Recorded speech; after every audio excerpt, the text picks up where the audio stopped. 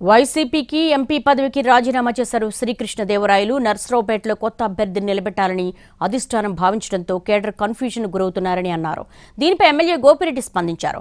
ప్రాంతీయ పార్టీల అధిష్టానం నిర్ణయమే ఫైనల్ అని, దానికి అందరూ కట్టుబడి ఉండాలని చెప్పారు.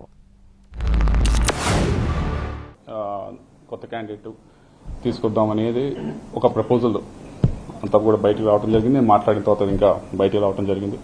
దానివల్ల కొద్దిగా అందరూ కూడా కన్ఫ్యూజన్కి గురవుతా ఉన్నారు. ఇది ఇందాక చెప్పినట్లు నేను కోరుకుంది కాదు, నేను చేసింది కాదు. ఇది వేరు వేరు కారణాల వల్ల ఇలా ఫ్లైఅవుట్ వచ్చింది. దానికి తెరదించుతూ నేను ఏదైతే ఇప్పుడు పార్టీలో ఉన్నానో వైఎస్ఆర్ కాంగ్రెస్ పార్టీ సభ్యత్వానికి రాజీనామా చేస్తూ, అలాగే పార్లమెంట్ సభ్యత్వానికి కూడా నేను రాజీనామా చేస్తా ఉన్నాను ఇమీడియట్ ఎఫెక్ట్. నర్సరావుపేట నుంచి పోటీ చేయాలి, లేదంటే నేను వెళ్ళిపోతానని చెప్పే ఒక ఉద్దేశంతో ఈరోజు ఉదయమన్నే ఆయన తన వ్యక్తిగత నిర్ణయం తీసుకుని వెళ్ళిపోవడం జరిగింది. అదే రీజనల్ పార్టీలో అధిష్టానం నిర్ణయం ప్రతి ఒక్కరికి శిరోధారి.